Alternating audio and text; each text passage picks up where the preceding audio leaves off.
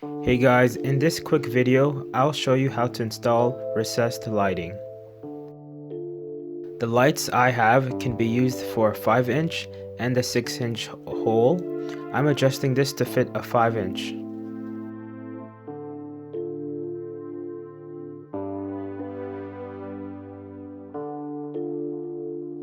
I went ahead and screwed the socket adapter.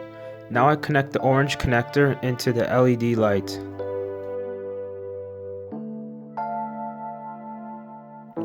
I squeeze each side of the spring arms to insert them into the slots of the recessed housing.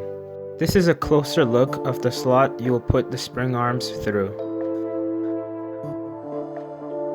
Once you have them through the slots, you will let go of the spring arms and push the recessed light towards the ceiling.